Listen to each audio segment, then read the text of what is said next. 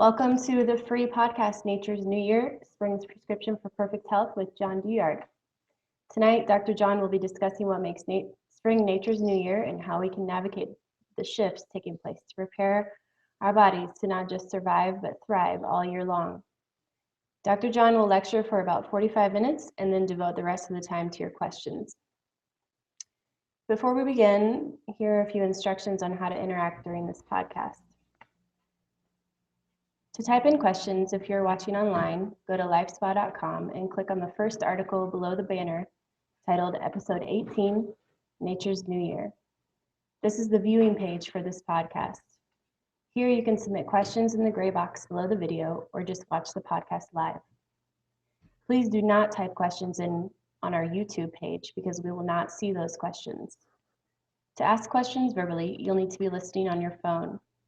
To listen on your phone, dial 425-440-5100 and enter the PIN number 124337#.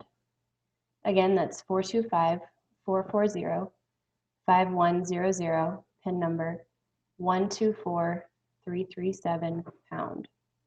To ask a question live, press *2 on your phone. If Dr. John calls on you, he'll address you by the last name and city or state that your phone is registered under.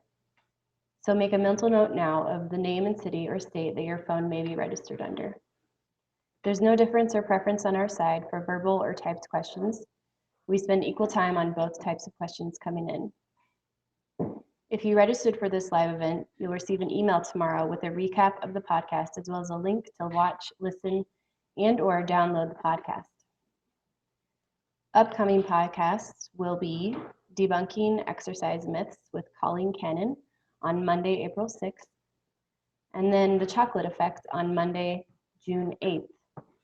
You can sign up for any of these and other podcasts at lifespa.com under the Learn tab by clicking Podcasts under the Events column.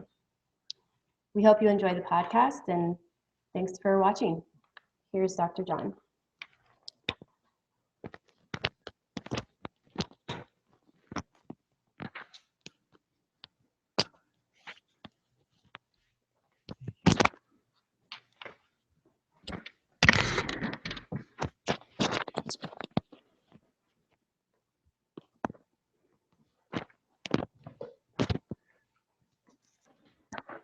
Hi, everybody. How y'all doing? So this lecture is about spring, and yesterday, Sunday, was the first day of daylight savings time. And the first day of daylight savings time is the time where we go from the dark to the light. Actually, in India, it's a big celebration in India called Holi, where everybody sprays colored paint and water on folks to celebrate the bringing of light and the bringing of color back into our world or into our environment, which is a beautiful thing. So days are going to get longer from now on, which is great. Spring is here. I know that in a lot of parts of the country it's probably not. It's been sort of a crazy winter for a lot of folks, but in this lecture, I want to sort of just talk about what spring's trying to accomplish, how we can kind of get into the transitional mode from winter into spring, and really glean a lot of the maximum benefits. I've written a handful of articles about this. If you're a part of our 3-season diet challenge, you're getting a packet. Should have gotten one last week on the March diets and recipes. We have the recipes from Emma Frisch, which are really awesome for the spring. We've got lots of really cool research. I just think fascinating research about what's happening to our microbiome as the transition, as the spring is transitioning from winter. We know a couple of things. We know that plants are harvested in the plants in the beginning of the spring. They have microbes on them, and these microbes come from the soil. And the soils, the plants attract certain microbes. Every different plant attracts different microbes. So every plant carries a different chemical and microbial blueprint. That's the cool part, is that every plant is different. That's why we don't want to spray any plants with any pesticides, because that kills all the microbes, and that sort of takes up a big chunk of the intelligence of the plant. And we don't even know yet how much of the intelligence is, allocated to the microbes and how much is allocated to the biochemistry. But we do know that a lot of the biochemistry is based on the microbes. So if you don't have the microbes, you're not going to have the biochemistry. So it all sort of fits together. We don't want to screw any of it up, and that's really important. So the springtime is a time where couple of very interesting things are happening. The deer are digging up the surface roots, the rhizomes, and those are loaded with particular microbes, different microbes in the roots than on the sprout, than on the microgreen, than on the full-grown plant. They're completely different microbes. So each microbe comes at different parts of the growth of that plant, which is, I think, so really amazing. And then, of course, we eat the plants, and those microbes become us. 90% of our cells are in our body are microbial. So when you eat plants, you're actually feeding the 90%. What's also really interesting is some of the newest research about microbes is that the microbes really reside mostly in what's called the epithelium, the skin. Microbes are not in your brain or get into your blood unless something bad happens. That's a pathogen. The body doesn't like that. So the microbes, even the good guys, stay on the skin. That's the skin here on the outside, skin on the respiratory tract, skin in your intestinal tract. That's where that skin lives. What's interesting is that this microbes sort of stay on the outside of our body. From the Ayurvedic perspective, the respiratory tract is the outside of the body. The air that we breathe is then processed through the skin of the respiratory tract, and then it becomes us in our lungs. But it isn't us until it actually crosses through the epithelium where all the bugs are, all the microbes are. When you eat food, that food is not actually you until it actually just chooses to absorb through your intestinal tract, and then it becomes you. It comes into your blood. It starts to create tissues in the body. We think of it in Ayurveda, blood turning into bone and muscle and things like that.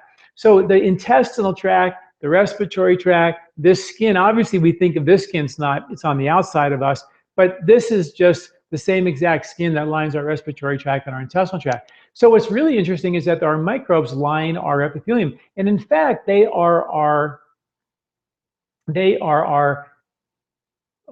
communicators with the rhythms and the cycles of nature. The circadian rhythms of nature are fed to us, to our nervous system, through our microbiology.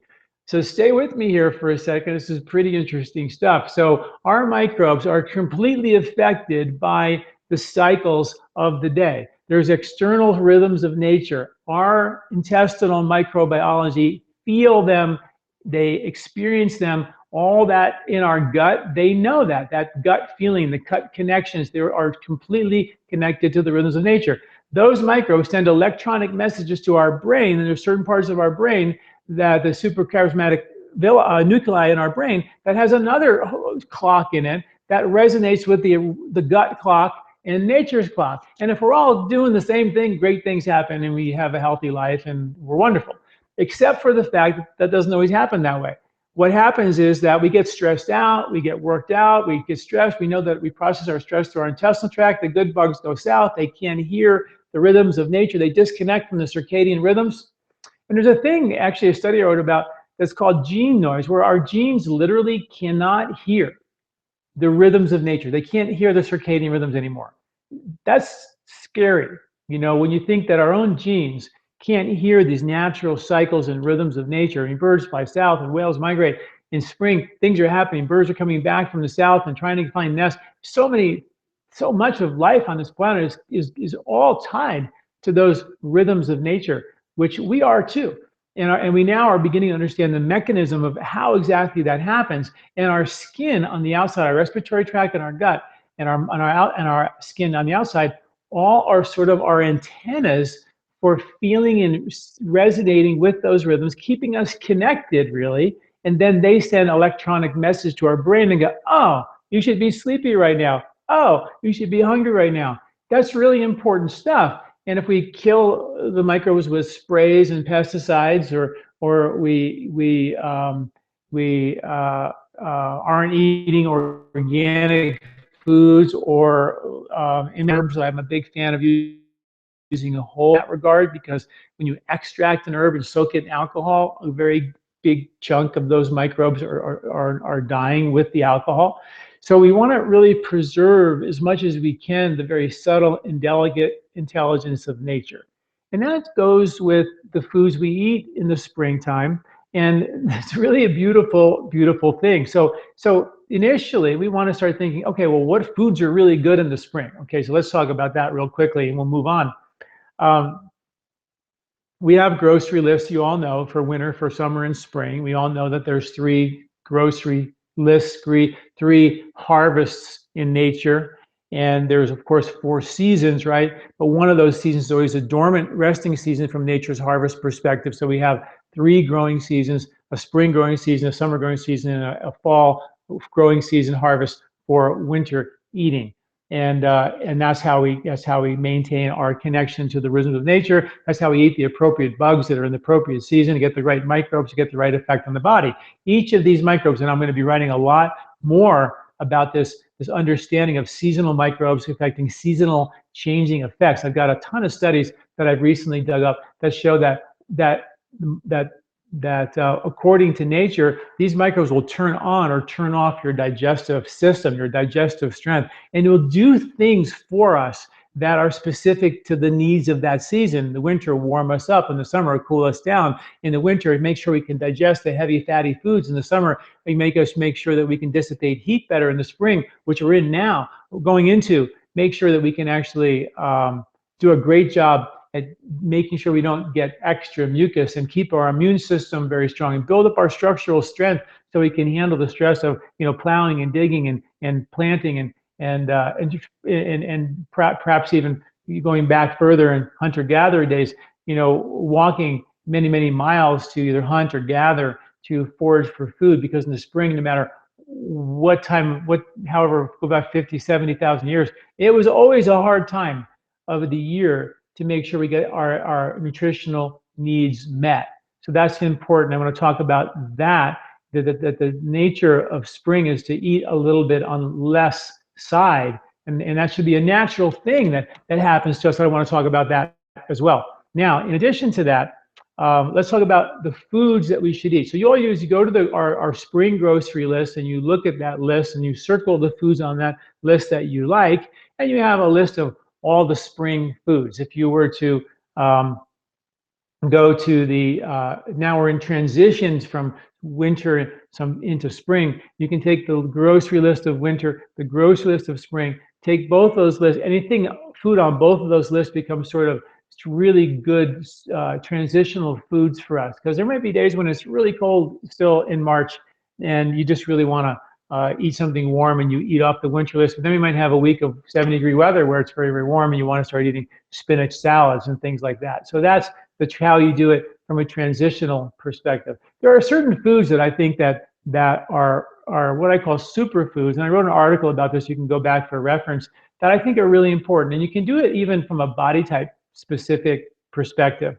For example, for the kapha body types, and kapha types are heavy, easygoing, calm, mellow, happy, but their metabolic rate is slow and easygoing and calm. So they need foods that are going to kind of stimulate and decongest them. Turmeric being one of them, a great, decongester, a great mucus emulsifier, a great immune builder, helps the body stimulate nutrition better, and powerful lymphatic bile flow mover and liver detoxifier. So it's just like that. It's got spring written all over it. It's actually harvested in the spring and the fall, but right now we'll talk about just from the spring's perspective. Most of these roots are harvested in the spring and the fall, and they have value for that. In the spring, also dandelion. Great, dandelion again comes in the spring and the fall. On your garden and your lawn, dandelion is a great diuretic, helps move extra fluid, water, which we tend to hold on to in the spring, out of the body. Dandelion was actually called years ago in France. The name of dandelion was actually called pissenlit, which means to pee in the bed. And every Frenchman knew that if you took dandelion root tea, which we did throughout the world, anywhere a dandelion root grew, which is in America too, everybody drank dandelion root tea in the spring. That was what everybody did. You got this really powerful benefit of that. They put turmeric in their soups and stews.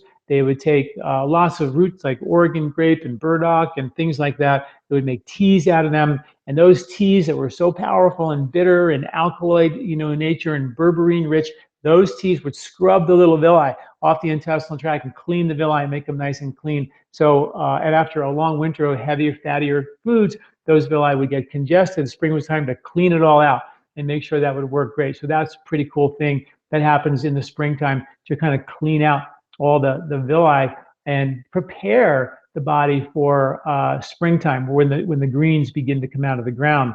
Watercress and sprouts and microgreens also powerful superfoods for kapha. In some studies, the microgreens and sprouts have shown to be 400 times more potent than the adult plant. In one study, I think it showed that there was a vitamin C content, or vitamin K content in cabbage greens that was like 28 times more potent than the adult plant. Vitamin C content was like 9 times more potent than the adult plant. We know for a fact, it's hard, and you can't dispute the fact that our microgreens are super potent, loaded with lots of nutrients. And get them in the spring is really important because the spring is sort of that austere time of the year. We're after winter, our stores of winter food are gone. We're waiting for stuff to come out of the ground in the spring. We're sort of in this, not getting a lot of food mode. And so those foods that nature does deliver just happen to be, 10, 20, 30, 40, 400 times more nutritious for us. So that's just like, thank you. Watercress, another super spring food, a very powerful super dense nutrient food, powerful antioxidants, protects the DNA in a powerful way. Lots of vitamin C and vitamin K, lots of minerals. Again, another superfood. So for the kapha folks, my favorite foods to make sure you get a lot of in the springtime for the kapha body type are dandelion, turmeric, watercress, and of course your sprouts and your microgreens. Now for the pitta body types, they also need the spring greens like cabbage greens are really good. They did a study and they found out that the cabbage greens, kale, mustard greens, bell peppers, and collard greens, all of my favorite superfoods for pitta. The study showed that those 5 actually help to attach to bile and take the bile to the toilet. Remember, we talked about this a lot. The bile is like a Pac-Manning a bunch of toxins in your liver. And when you eat some fatty food, the bile goes into your intestinal tract, continues to Pac-Man a bunch of yucky stuff out of your intestinal tract. And if you eat enough greens and fiber, the greens have as well, it'll take and attach that bile and take it to the toilet. It also actually a great intestinal scrub as well, but it also has lots of greens in it. And the greens, so those 5 again are spring greens like cabbage greens, kale, mustard greens, bell peppers, green bell peppers, and collard greens. Those are the 5 that were shown to attach and support bile acid flow and increase bile flow, which we need in the spring because bile, the liver, is trying to detoxify all the yuck in the spring. It's a cleansing time of the year in the springtime. So the spring is time, hey, let's get this stuff out. Everybody should eat these, but the pitta body types have a lot of liver heat anyway. They really want to max out on these 5 bile movers, these bile acid movers, to make sure we take the bile attached to the yucky stuff and take it to the toilet. That's really, really important. I love that. Now the greens are fantastic fertilizers for the good microbes. So we want to, clean the villi out in the early spring with the bitter roots and the teas and the dandelion tea and the burdock root tea and the Oregon grape tea and turmeric and all that. And then we want to start hitting it with the greens as soon as they come out of the ground, and that will fertilize the villi with good bacteria. So the bacteria are really primed for that, and that's really important. The vata body types, again, they tend to be nervous and colder, and they need to warm up a little bit even in the spring, because they're not, spring is not necessarily warm enough for the vata types. They're going to really not be completely satisfied until summer kicks in. So the foods that my favorite spring superfoods for them are saffron being one of them. And how you know that these are superfoods for spring is because we go to the spring grocery list. All the foods with an asterisk are superfoods for the spring. But the ones that make it a superfood for a pitta body type is that those foods are also on the pitta grocery list. So they become superfoods. They're definitely spring superfoods because they're asterisk, but they're also on the summer list, which means, or the Vata list for the Vata body type, or the winter list. That makes them a superfood for Vata. You get that clear. The Pitta superfoods are asterisk on the Kapha spring list because we're in the spring season. You got to eat in the season, but then they are also on the Pitta summer grocery list as well. Therefore, they're on both lists. One, the spring list has the asterisk, making it a superfood. So saffron, my gosh, saffron is coming out of the ground as we speak, with the crocuses beginning to come up. It has been shown to decrease cravings by 45% in one study. It's a spring harvest. That's exactly what we want to do. We're going to talk about this in a minute. The natural tendency in the spring is to eat less food. Well, nature just gave us all this crocus saffron to help us not think about a lot of food, and help us, therefore, by not eating a lot of that food, help us burn our own fat and become better fat burners, right? Doesn't make sense, right? Nature's trying to help us here. Garlic, again, powerful immune booster, great antioxidant, great natural antibiotic. Cardamom helps support digestive strength. Cardamom is an anti-gas agent, helps calm the vata in the intestinal tract, it starts to help build digestive strength, as does ginger. Ginger and cardamom work on turning on the digestive fire, increasing duodenal, pancreatic enzyme flow. And then cinnamon, really good, again, to stabilize blood sugar. So energy is stable, sugar is not going up and down. We're having stable blood sugar, so we're not thinking about a lot of food. So here are the 5 for superfoods for Vata in the spring: saffron, ginger, cardamom, cinnamon, and garlic. Those are my 5 favorite. And again, those are just asterisk foods on the spring grocery list that happen to be on the winter's list as well. That makes them a superfood. So that's how you do it. Pretty cool stuff. Again, I've written an article on superfoods for spring, so you can go to that and get the information as well. Okay. The thing I want to talk about also was this idea that we should eat less food in the spring. I had a patient, she came to me and she said, John, you know, I feel great. I think she had come for her 2nd or 3rd visit, and she said, I feel great. My mood is better, my energy is better, my sleep is better. I feel fantastic, except I've completely lost my appetite. And she says, all I really want to eat is salad. And I asked her a whole bunch of questions to try to figure out what could be wrong. And I said to her, you know what I think? I think it's March. And March is the time of year where you should be craving exactly what you're craving and not be thinking about a lot of heavy foods. The winter, when the digestion was strong, we wanted to eat all those heavy foods, but now we're in the springtime and you're starting to eat less. Think about less food. In one study, it showed that we actually eat 100% more food than we need. Can you believe that? The average American eats 100% more calories than we actually need. Really, you know, boil it all down, is our problems, our health problems, really boil down to the extra 100% of food that we actually eat. If we can just get rid of 100%, most of us would probably feel a lot better. Except for the problem is that we don't digest well enough, efficiently enough to actually digest foods efficiently enough to give us what we need to feel good without actually overshooting the runway by 100%. Isn't that amazing? Once they actually had a group of people, and they followed them for 2 to 6 years, and they measured that they ate 20% less food than they normally eat, which is 20% less than the 100% that they're already eating more than they need. So they're still eating like something like 80% more, right, than they actually need. And they measured that their blood pressure was balanced, their blood sugar was more stable, they lost weight significantly, their cholesterol, their good fats went up and their bad fats went down. All these amazing things happen just by eating just a little bit less food.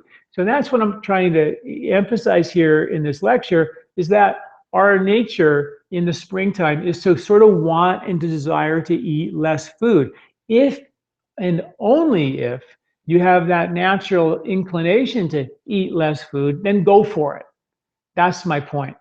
I don't want you to starve yourself if you're starving, because that would just tell the body, he's crazy, she's crazy, store as much fat as I possibly can. It'll undermine our success, right? We don't want to do that. But what we do want to do is we want to make sure that we are listening to the rules of nature. I mean, traditionally, folks would do most of their fasting religious ceremonies and fasting and feasts and Native Americans' Vision Quest and Lent and Ramadan and many holidays are all built around fasting and eat less food in the springtime months. And those are the time when, winter stores are gone. There isn't a lot of food coming out of the ground. We're sort of, go to the mountains and pray for food. But a lot of these religious holidays and things were really based on some real traditional tribal rituals that became sort of religious rituals. And it makes perfect sense because they were so deeply connected to the cycles of nature. And that meant, fast during the springtime, eat less food during the springtime. The harvest of the spring is a very, very low fat harvest, sort of our Jenny Craig time of the year, where the body naturally eats less food, less at a very low fat diet. When you eat a lower fat diet, you begin to burn your own fat and you reset your ability to burn fat. So that is sort of the number one thing that we're going to try to do here in the spring is reset our ability to burn fat. So again, boil it all down to what's spring's message, what's spring's real goal here? Get you to burn fat. And while it does that, you're going to lose weight. You're going to burn your calm fuels. You're going to feel calm and stable. So after a long winter of feeling cold and restless and not sleeping well and having maybe some anxiety and not have much energy, spring's the time to burn the calm fuel, to burn the stable fuel, to feel calm in your skin, make energy last through the night, sleep better. Those are the things that we're going to begin to expect to see in the spring as we begin to be better fat burners. So that's really the goal.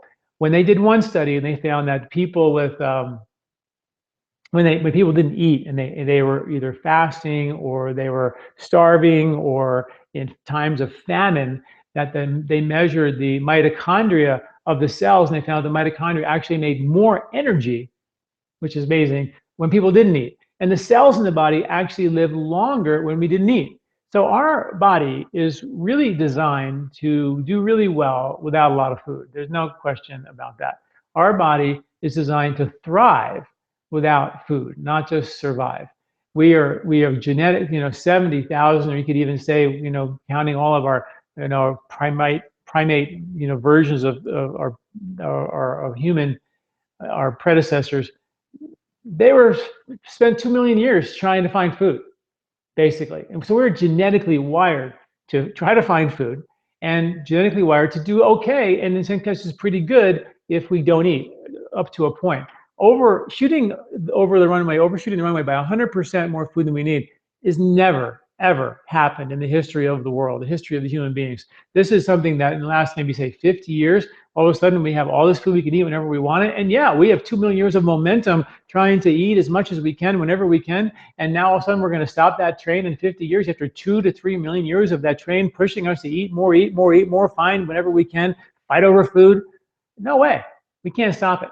But now that we have the information, right, to know that, oh, you're right, we shouldn't be eating so much food. And there are beautiful cycles in nature that they have microbes coming out of the soil. And since you're 90% bug and the bugs come out of the soil, we are 90% bug dirt, sort of. I mean, it's sort of crazy to think like that, but yeah. And those microbes come out of the soil at a certain time of the year to help us basically burn fat better in the spring and help us make energy last better in the spring so we don't get hungry. So that's what's trying to happen right now. So when I give you that spring grocery list, I'm telling you that's so you can get connected to the cycles of nature. The reason why we're doing this whole crazy thing of the 3-season diet challenge is so people can taste what it's like to connect up with the natural cycles of nature. To be hungry more in the winter and want those soups and stews and gain a few pounds, it's okay. But in the spring, like, hey, I've lost my appetite. I know I can have a lighter breakfast and a lighter supper. I'm not thinking about eating so much. Go for it.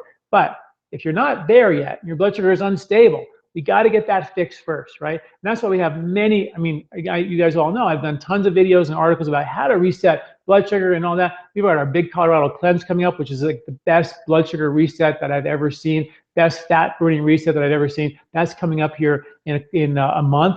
I think the early bird specials open up today to get like really screaming deal on the whole kit and everything that we have with the Colorado cleanse. It's a powerful digestive reset. But we do that in the spring, in the fall, but also the spring is such an important time to make sure you help nudge the body to be a better fat burner. That's the key to the Colorado cleanse, is to help the body burn fat, digest better, assimilate better, so you can actually make more energy with less food. So we can take that 100% and shrink it down, to, just 100% we need, rather than the extra 100% that causes all the clogging and congesting of our arteries and muscles getting stiff and us aging in an accelerated way.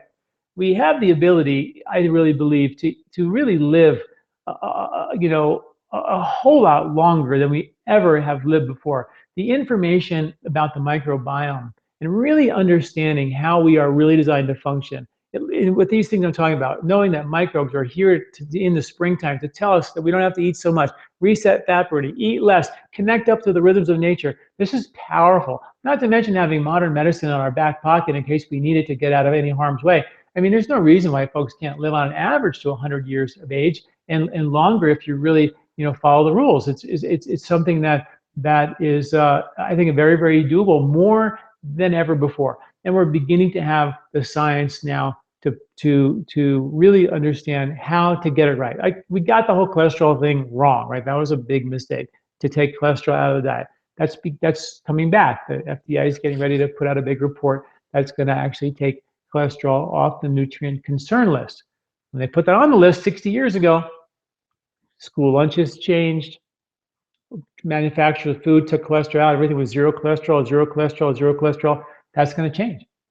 They're putting cholesterol back into the foods, and we're going to begin to seeing hopefully a more balanced approach to fats back in our diet. Hopefully take the sugars out of our diet, because that's what we replaced the fat with, right? We replaced it with wheat and corn, and that was a problem. Oh yeah, the other thing that's really important in the spring is that you want to think this is the wheat-free, dairy-free season. Okay, I'm not a big anti-gluten, anti-dairy guy. However, it should be said, and very clearly, that wheat, and I've said it many times, that wheat is sugar. The glycemic index of wheat, because it's been processed so much, has a higher glycemic index than white table sugar. Wheat glycemic index is like a 75 or 70, depending on the bread. And sugar, white table sugar, has a glycemic index of 59, which is how quickly the sugar goes into your blood as glucose, which means that wheat gets in as sugar and can be more damaging than even white table sugar. It's really not a good thing. So wheat is not harvested in the spring, never was. It was harvested in the fall as a lipophilic grain to beef up and get some insulation. It was strong, hardy, mucousy grain to insulate for the dryness of winter. Never meant to be harvested in the spring. This simply wasn't available historically. So we should really follow that lead. We are in the gluten-free season. Okay, there are some grains on the spring grocery list, but they are gluten-free grains, so please, enjoy them. And the way the Ayurveda works is it's not only eating locally, and that's an important point, because if I asked you guys to only eat locally, you'd all hate me and you would throw rocks at me, and it would be terrible because you'd be starving and you would hate it. Because we're talking about eating, beef jerky and elk jerky in the winter, and that's it. I mean, there's just not a lot of food in the winter. In the spring, it's really austere. Trust me, it would be very difficult for folks to eat only with the seasons. But we have the luxury, and what Ayurveda did is they took the foods from all over the world and classified them into the qualities that exist in the spring, and the summer, and the winter. And then you go, oh, guess what? I can eat certain grains, even though they're not harvested necessarily in the spring, although corn was, by the way, harvested in the springtime before the monsoons hit.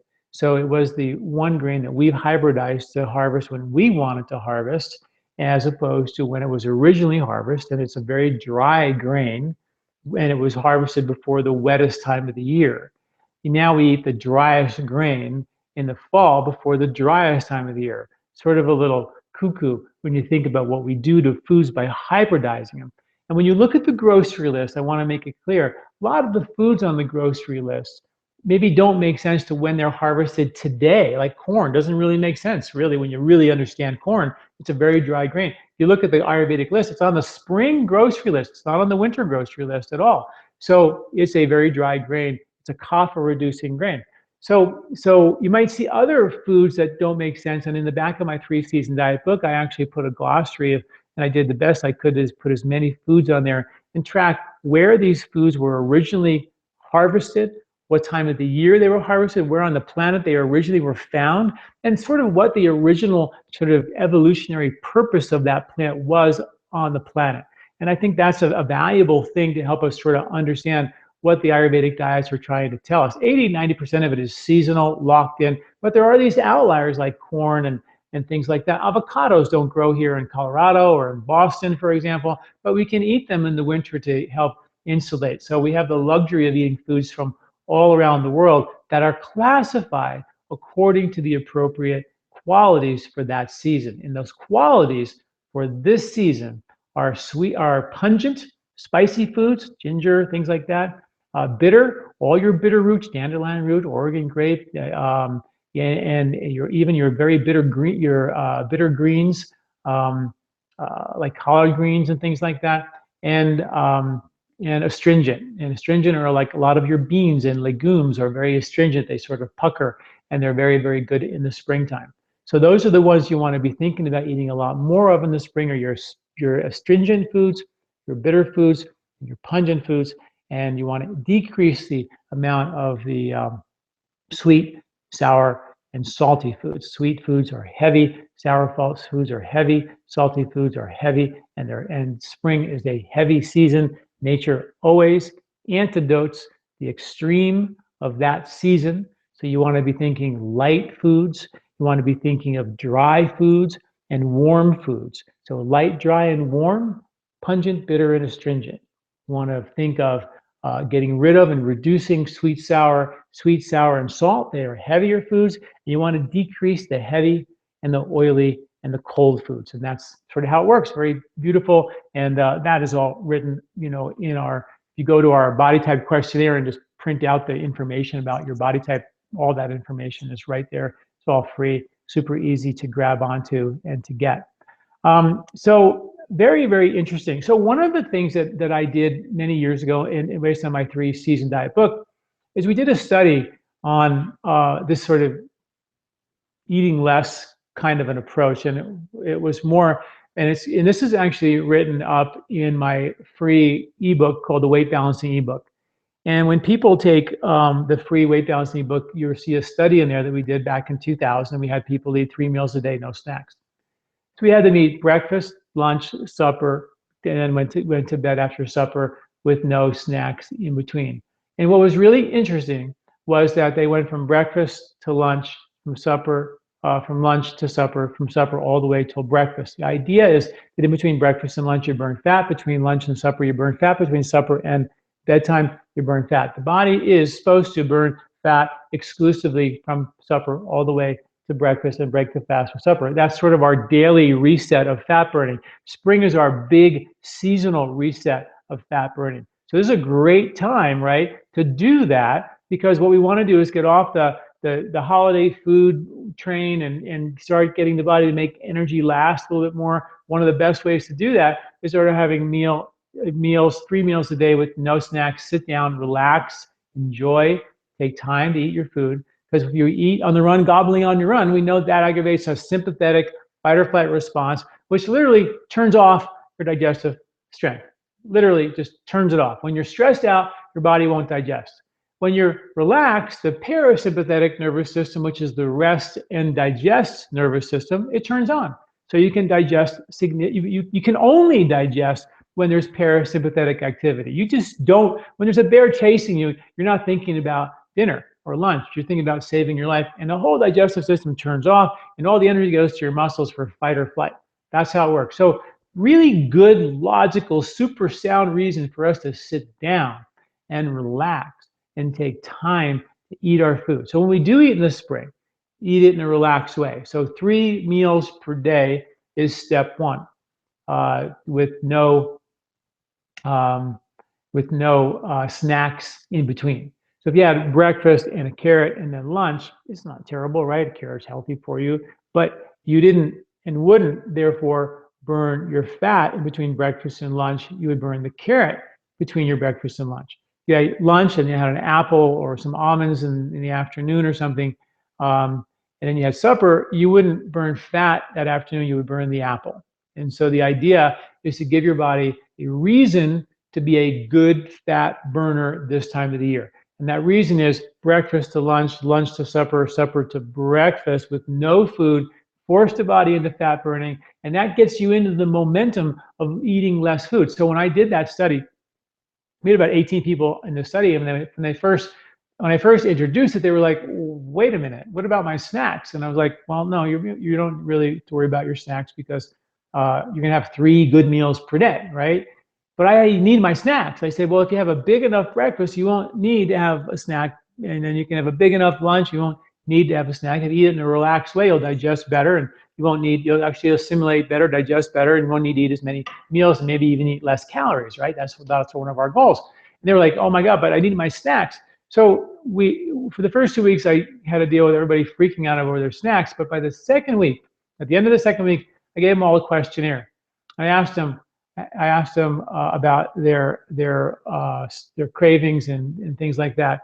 And we measure their anxiety, depression, cravings, fatigue, exhaustion, and insomnia. And in just 2 weeks of getting off the meal snack, they were all significantly improved. The idea that we should eat snacks has been disproven. There's no thermogenesis, increasing metabolism during the day when you actually eat little meals all day long. It's been completely disproven. When you eat, you don't increase thermogenesis, which is what they mean by increasing metabolism when you eat little meals all day long. You don't. You burn the same amount of calories whether you eat it 6 times a day or whether you eat it 3 times a day. So there's really no thermogenesis difference, increased metabolism difference at all, according to the studies. So the idea, though, is if you have breakfast and nothing, you give the body a chance to burn your own fat in between. Eat meal, snack, the body's going to burn, right? The meal and the snack, and the meal and the snack, and the meal and the snack. That's our key. Our key in the spring is to get you guys to be better fat burners. That's spring's goal. That's what we want to accomplish in the spring. So we're gonna give it a nudge and say, okay, I'm gonna have a really good breakfast here, off the spring grocery list, and see if I can make that energy last, and have a nice big relaxing lunch. See if I can make that energy last, and then go from there. And that was our weight balancing plan: 3 meals a day, no snacks. Okay. What was really phenomenal about the whole thing was that people were, just by doing that alone, their cravings got better, their anxiety got better, their sleep got better. They lost 1.2 pounds per week during the entire study. And their appetite changed. They stopped craving. They stopped needing all the food. And this is our window of spring to make that happen. We're not going to get another chance like this until next year. So, I mean, and you can overrule the intelligence of nature by doing it anytime you want, which is sometimes even okay. It's fine, but what better time right now to dive in and say, okay, I'm going to give this a whirl. I'm going to make sure I do 3 meals a day, no snacks. I'm going to make sure I don't eat wheat or dairy. Dairy also, by the way, is sugar. It's just lactose. Basically, it's just tons of sugar. Look at any dairy product, and it's fat, protein, and sugar. Basically, that's what dairy is. So it's a third sugar. So dairy is going to raise blood sugar. It's going to give you that high. I'm not against dairy. I don't think we absolutely don't need dairy to survive as adults at all. But it will raise your blood sugar, and it isn't harvested. The cows are having their babies this time of the year.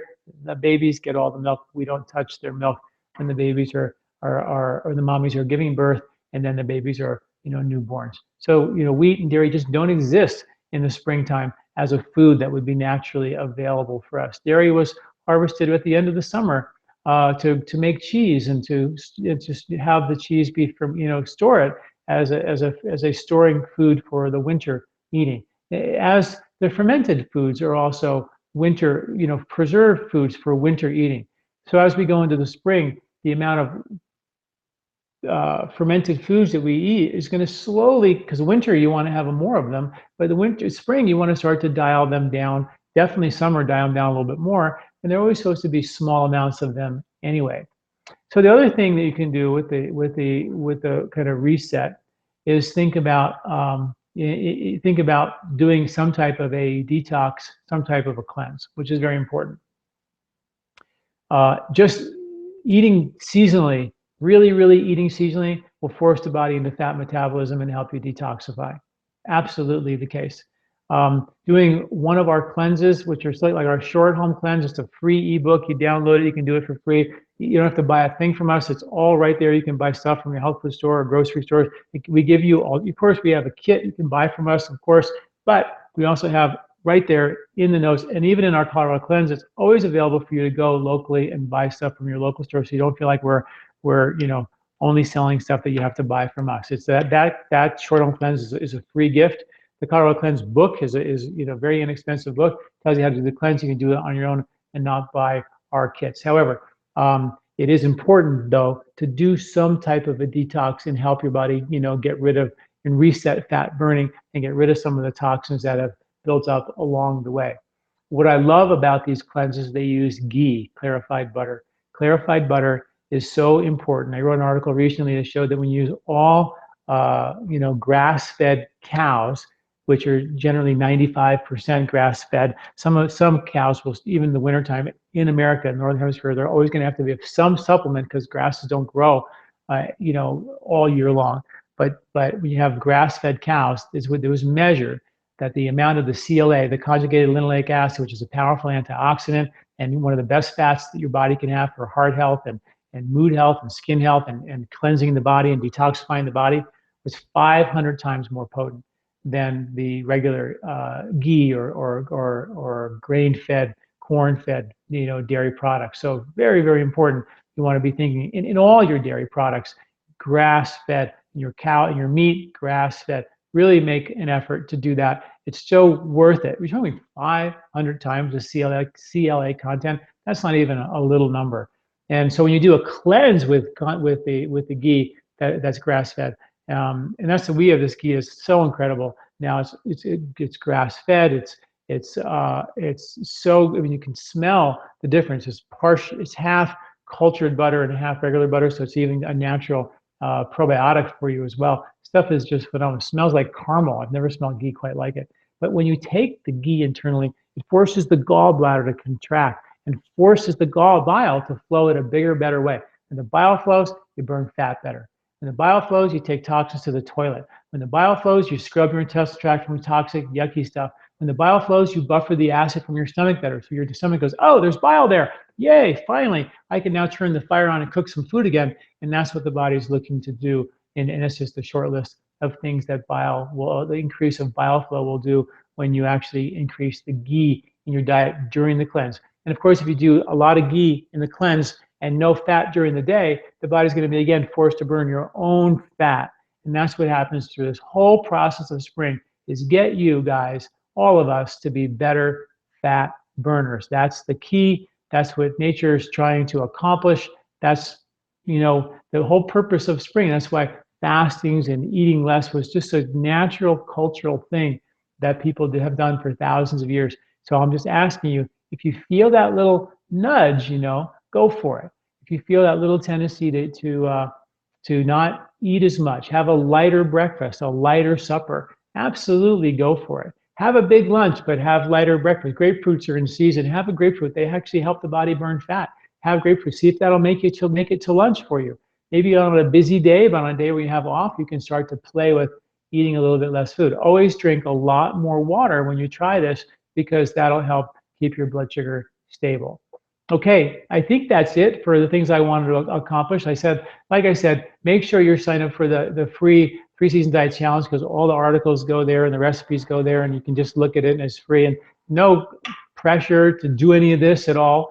Just know that it's there for you, and we can slowly nudge you into eating a little more seasonally and getting some of these spring benefits, all the better. And hopefully you'll begin to want to do this versus feel like you have to do this, because we are going with the flow of nature, which is a pretty cool thing.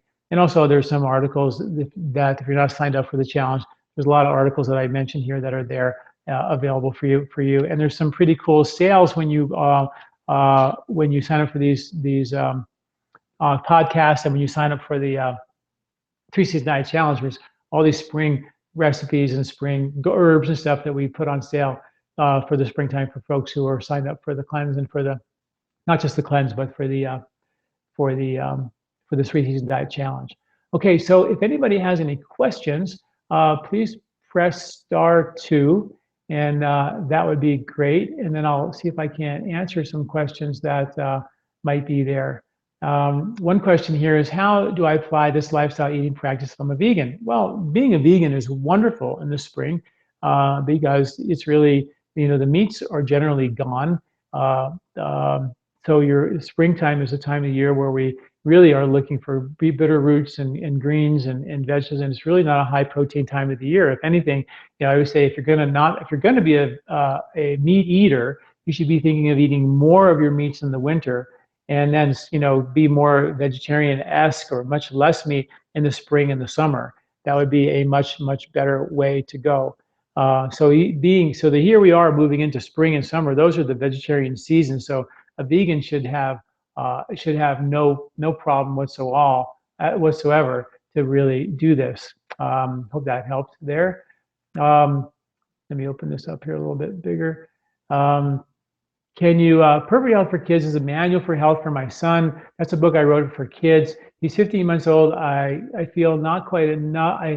I feel not quite old enough to understand his dosha. Can you speak more about the 3 season diet returns to toddlers? He eats almost everything, nothing processed, sugar or juice. I still nurse, but he drinks grass milk with snacks for lunch. Um, for the spring diet, you list limited dairy. How would that apply to his cause? Okay, so a young child, okay, it's very difficult to know exactly their body type, and that's why I think the body type for children is a work in progress. Like we were just doing that this weekend with my kids and trying to, tune into their types more and kind of seeing how they're evolving. And it's just a fun interaction. And as they grow, you can figure it out.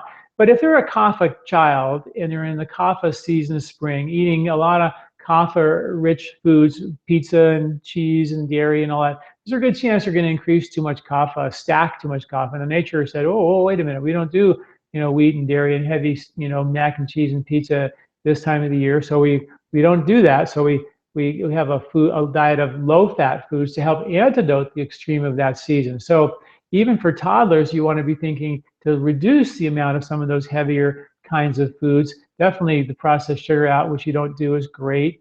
The spring grocery list has more low-fat or low-fat dairy type products. Yogurt can be done, and those are ways to, if you're looking at your child and there's, and there aren't other alternatives besides dairy, you can do sort of a lower fat or reduce that as opposed to eating, a lot of the high fat, this time of the year. Hope that makes sense. I don't know what the Ayurvedic equivalent is for Chinese diagnosis of damp heat, but if you're familiar with it, please share how one can approach that with Ayurveda. Well, yeah, damp heat is sort of that transition. It's kapha, it's spring. Kapha is a damp, wet, boggy time of the year. It's allergy season. It's a heavy time of the year. So nature is providing light leafy green sprouts, berries, root vegetables, all these things to cool us down. Very important time of the year for that. So it's the damp heat is when you might be someone who has a lot of pitta in their body type, a lot of fire, but they're still in the spring. Now they have the heat from their constitution and the dampness from the season. That would create damp heat. You would still treat it you treat it from a seasonal perspective to get rid of that damp heat by eating eat seasonally. It'll take care of it for you. And then if there's extra heat there, the cool thing about, not to get too complicated, but the cool thing about the balancing tastes for spring are bitter, astringent, and pungent. Pungent's the only one that would actually increase the heat. So bitter and astringent are good. For getting rid of heat, for pitta body types in the summer, it's bitter, astringent, and sweet will balance that. So the 2 out of the 3 for getting rid of the heat part of damp heat is bitter and astringent. It's good for kaphas in springtime and good for pittas anytime. So you would be looking for anything off the kapha list. The ones that are specifically bitter and astringent, they become your superfoods. Hope that makes sense. That's the way to look at it, and that's probably a very similar approach to what you would think, how you would think in Chinese medicine. I went too fast. There it is. Are you familiar with the FODMAP diet? Yes, this was my proposed for my doctor for chronic constipation. It fuels out some of my favorite veggies such as onions, garlic, beets, cabbage. I'm confused about proceeding with the spring cleanse. Well, the FODMAP diet is really designed for was originally designed for irritable bowel syndrome. It's an extremely restricted diet. And I have been treating that condition for many, many years by resetting digestion and getting back connected to nature without having to go into a extremely restricted diet. I think that there's a lot of intelligence that goes into the FODMAP diet. I've written an article about it. You can go there and read more about what I said about it. But I don't think it's necessary. Definitely for chronic constipation, absolutely not. There's so many things. Bile flow, for example, is the #1 cause of chronic constipation. Bile is what makes you poop. No bile, no poop. That's how it works. So you want to look at, is your bile flow? How is your ability to digest, hard to digest fatty foods? If you can't do that well, or you get nauseous from eating those foods, then that means you're not probably producing enough bile, and that can cause some constipation. So a lot more to think about from my perspective than going on a really super restrictive diet, if that makes sense. But it's a great question. Thank you for that. Any other questions, please feel free. I've been on the winter diet since February 5th. I want to know how to continue to stimulate my digestion. I've been using ginger and bone broth before each meal. How can I continue that? I'm a classic winter body type. This is a great question. I love this question because what this basically says is that I'm a winter body type. I know in the winter the digestion is stronger. We have microbes to support. Remember the story about the deer? Everybody know that story, right? The deer in the winter could eat bark because they had the microbes for bark. Then when they go in the summer, they have microbes for digesting leaves. If they ate bark in the summer, they wouldn't have the microbes for bark, and they would have such a level of indigestion they could kill them. Literally, a deer could die when they're eat out of season. So similarly, the winter is a time where we should be eating more heavier foods because we have digestive strength to do it. The digestive strength, the microbes support better, harder digestion in the winter. That's an Ayurvedic thing. We've got studies to prove that the digestion changes dramatically by the microbes that are coming from the ground in the season for the plants, and they change every season. How incredibly cool is that, right? And then when the seasons change, the digestive fire starts to lighten up a little bit. And by end of winter, summer, it's the lowest of the low. We're not in the lowest of the low yet. And the foods that we have for spring, hang in there with me, are pungent, bitter, and astringent.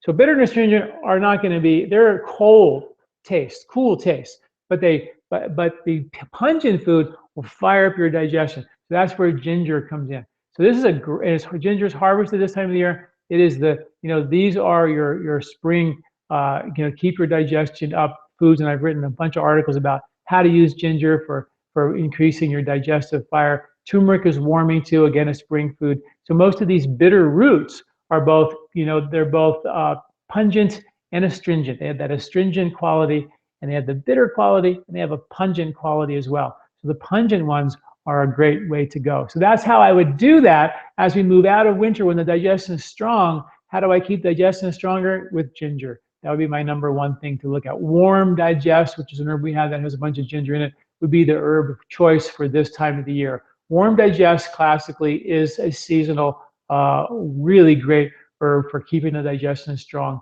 in the winter. When balancing Vata, what extra things can I do for brain fog and dizziness? Thank you. Again, you have your body type, Vata, Pitta, Kapha, sort of winter, summer, spring. You have your imbalances, which are completely different than your constitutional type. And you have your seasons, not to confuse you. So if you have a Vata imbalance, which means, brain fog and things like that, you want to make sure that you don't do too many spring kind of things. Bitter, pungent, and astringent foods are actually going to be exactly opposite to the winter Vata balancing foods: sweet, salty, and sour. So for the brain fog and the dizziness, if it's truly a Vata imbalance, it's sweet, sour, and salt. For the season we're in, it's bitter, pungent, and astringent. So what you do is you take the winter list and the spring list, and you put them together, and anything on both of those lists, they become the superfoods for you to help support that. I'd also be thinking about, in this last hail of March, you can get away with lots more ashwagandha. My favorite herb for that is an herb called Brahmi or Bacopa. Both of those are really great for brain fog. Both of those easy to digest in either the spring or the winter. That works really well. What do you suggest for feeding teenagers in the spring? Food. That would be, this is a good question, right? Because we are, teenagers aren't going to buy into the fact that we have to eat less, right? And I don't think that they necessarily should. But you can look at the spring grocery list and you'll see that there are certain grains that are better. You can give them quinoa and different, gluten-free grains that work better. Rice and beans are fantastic for them. Beans, beans, beans, beans, beans. Chilies and things like that that are hearty are great, great, great for them. And the lighter meats like chickens and things like that, if they eat meat, would be another way to go. That low-fat dairy products are ways to go. If you look at the spring grocery list, there are, the nice thing about the list is they are not austere, starve yourself type plans. They are graceful plans that help us, as we get into it, begin to crave more exclusively seasonal foods. But it gives us lots of rope to enjoy foods from around the world, which is great. I'm not interested in losing weight as I'm a tad underweight. I'm still interested in a cleanse for the health benefits, but do not want to lose weight. I'm also prone to migraines, which can be triggered by low blood sugar, missed meals. Do you think I'm a better candidate for the short form? You might be better for the short home cleanse, at least to start and see how you do. I mean, we have 3 meal plans in both the short home cleanse and the Colorado cleanse. And one of those meal plans, the nourishing plan, is rice, beans, soups, salads, and salads, fruit, vegetables, and even lean meat. The only golden rule for the 7 days that you're in there is no fat. And then for the 3 days before and the 4 days before and the 3 days after the main 7-day cleanse and the total cleanse, it's a lower fat meal, but you're still having more protein and things like that. So you're just on a lower fat diet. So generally speaking, if you do that, you can do really well. We usually tell folks to dial down the herbs a little bit, so you can dial down the cleansing part and just take 1 herb of each per day that we give you to help support liver flushing and liver cleansing and and help the body reset fat burning along the way. And that works usually very, very well for folks. You can always email me directly at John@LifeSpa and ask me your specific questions. Migraine headaches are a detox issue. It's a vasodilation headache. The body's getting rid of waste out of the vessels in your head because some other detox system isn't working well. So that means that your body is forcing the detox this way.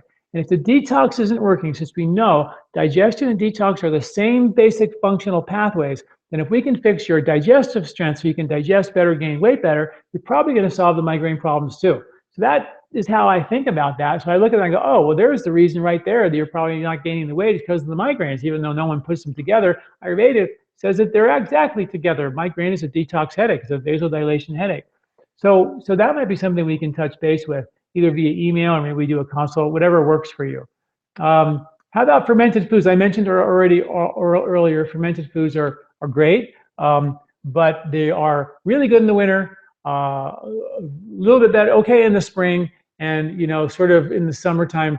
We don't need to preserve our foods in the summer, which is why they were there, because we have foods coming off the vine as much as we want. But always fermented foods are fine, but always in small amounts. That's the key. Okay. So I'm going to go to the phones right now. I have someone from St. George, Utah. Are you there? That's me, I think. Yes, I hear you. Hello, yes. I am a Vata body type. I have been really ill for the past 9 months, but I got on your diet a month ago, and it's literally brought me back to the dead. No kidding. And what I need to know is how can I put weight on this spring? Because over the last 9 months, I've lost about 17 pounds. I now weigh 98 pounds, and I'm trying to put the weight back on. Okay, well, yes, I'm gonna thank you for that. Here's a couple of things. Thank you for doing that, and welcome back to the living with us. And let's see if we can take you all the way here. So a couple of things. March is not for you. Spring doesn't start till April.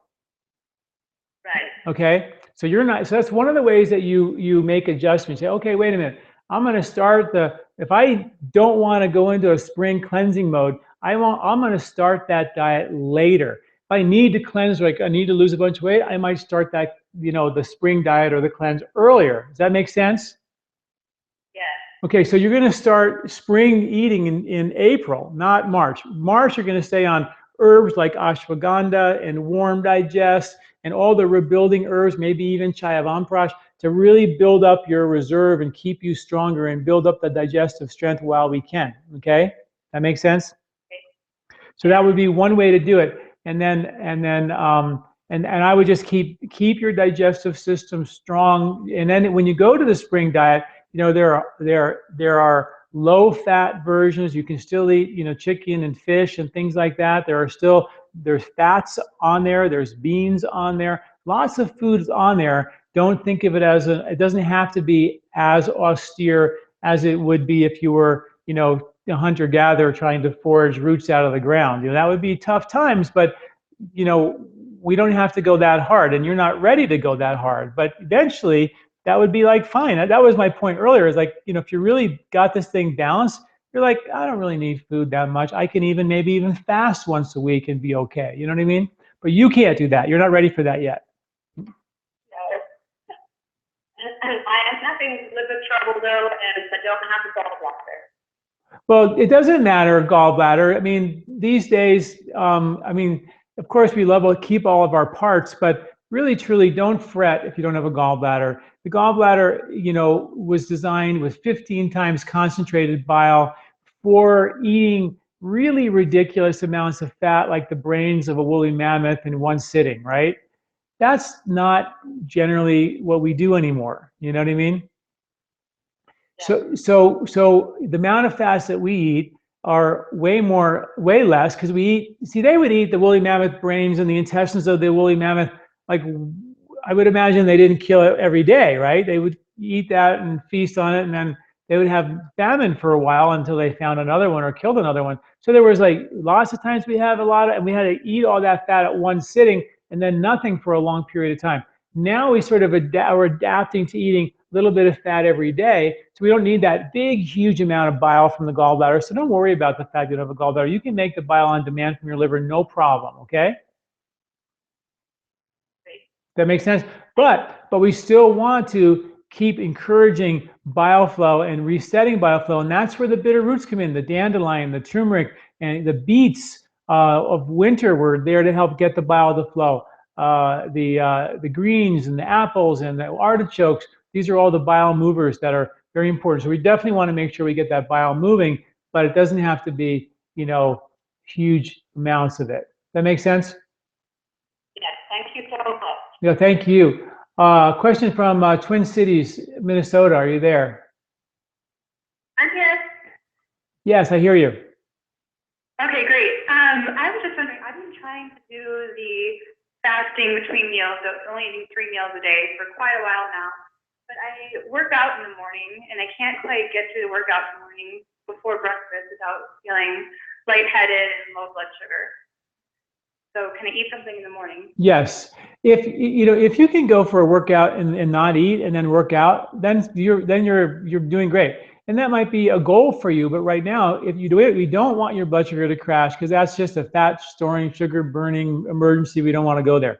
So what we want to do is we want to make sure that your ability to burn fat is getting better and better and better. Maybe think about, you know, the Carl cleanse or something to get that fat burning reset. Use spring as a chance to do that, but have a grapefruit or something before you go to get yourself to do it. Don't fret about doing a little bit of food before a workout. It's fine. Definitely better than crashing and burning, for sure.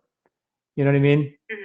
And you just have to, and if it's fruit, like grapefruit or something, generally speaking, you can get moving pretty quickly shortly thereafter. If you eat a big, huge pancake meal, of course, something like that, you probably don't feel like exercising, and you shouldn't. But something light, so you want to see how much you can get away with this spring, how light of a meal you can get, then go work out and still make it count.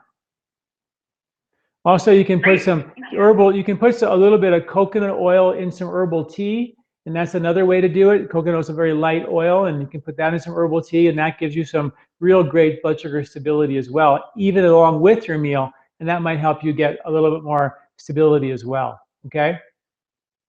Perfect, thank you. You're very welcome. Okay, in Dedham, Massachusetts, are you there? Hey, John. Hi. Hi, I wanted to ask you about Avianga in the spring for the skin, for I have a client who has like a lymphoma, and she has these rashes. Like she said it was a T-cell cutaneous lymphoma. And I did a coconut avianga.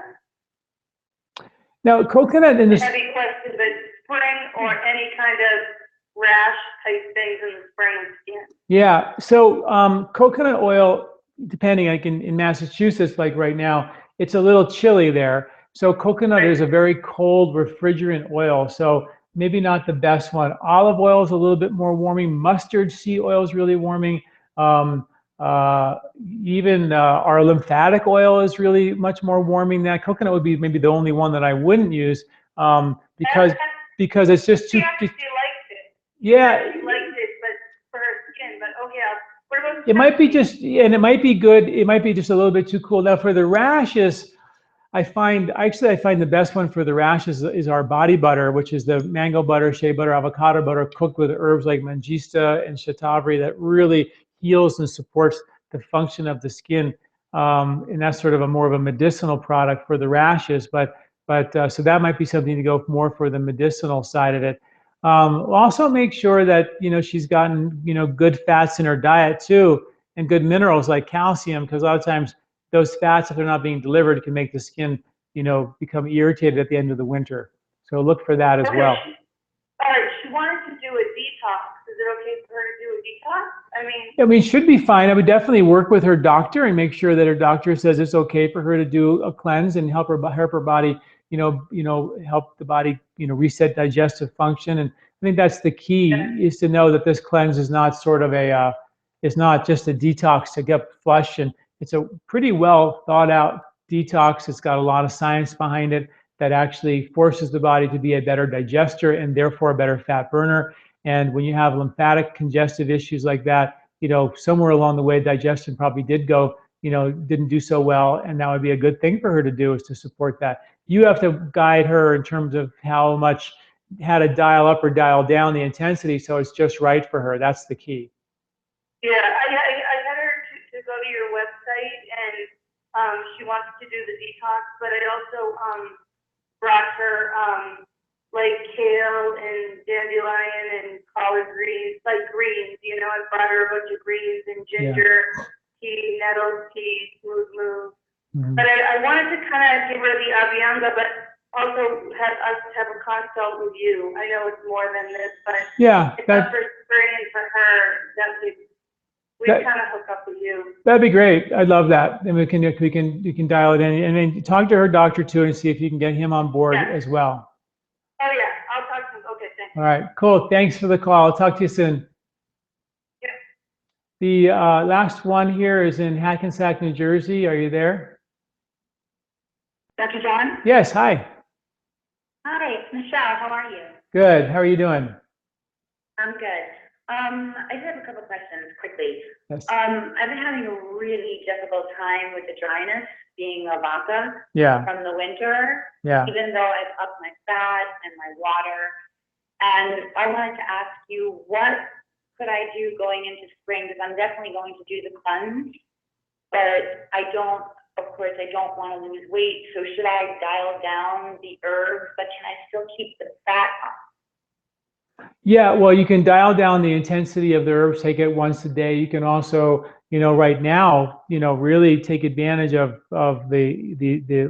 March, and really amp up. This is like the last time for us, if we haven't gotten our protein and our fats met, start thinking about more essential fatty acids, more omega-3s, more protein, really get that in there. I know I'm personally doing that, getting a little more protein in my diet these days, getting a little more fats in my diet these days, because when spring hits and the cleanse starts, I'm going to, sort of, go into more of a spring kind of time, and you want to carry that with you. So this is a great time for you to do that. Then you can do just a low fat, not a no fat diet through most of the cleanse, and dial down. Okay, so that would be like chia seeds, hemp seeds, right. Like that. Yep, all the seeds are going to be fine in phase 1 and phase 3 for sure. You can do that, and then you can do more ghee during the main cleanse, because that's also a great fat for you. So you can do more of that during that time, and that usually will will get you through it pretty well. Of course, make sure you're doing the nourishing diet plan, and those are some great strategies. Yeah, and what about for March, and so far as the omega-3s? Yep. Omega-3s right through March for sure. I mean, you know, the absolutely. I mean, omega-3s. The research is so compelling. You know, it's hard to think not to do that any time of the year. But you know, but for sure in the winter they're really important. You know, all the cold water fish come from Alaska in the winter to get out of the cold weather, and fishermen are fishing, as we've done for, you know, long time, thousands and thousands of years, to get those fresh, those cold water fish and those cold water fats to help us insulate. Very seasonal, very tied to nature, very logical thing that has happened over the years. Okay, sound good? Okay, great. Thanks so much. You got it. Okay, Michelle, take care. Well, everybody, this wraps it up for us, and please make sure that you're signed up for the free 3-Season Diet Challenge. There's such cool little packets that come every month. They're just so great. That I think would be great. And definitely today starts the first day of the Colorado Cleanse Early Bird Challenge, early bird sign up sale. And it's really a screaming deal to do that early on. I think it only lasts till the end of the weekend or till Saturday. I think just till Saturday night actually. So definitely, if you're thinking about the Colorado Cleanse, definitely take a look at that as soon as possible. And of course, if you have any questions along the way, I'm always available to help you out at john@lifespa.com. Thanks for joining me and joining us, and I hope you're as excited about spring and all this research about microbes as I am. This free season diet challenge is completely free. Just tell your friends. Let's get a lot of people to do this and start to taste what it's like to get ourselves back to the roots where we came from, and get the pendulum to shift back to being connected to nature so we can really live a healthy life. Thank you all for listening, and I will see you next month.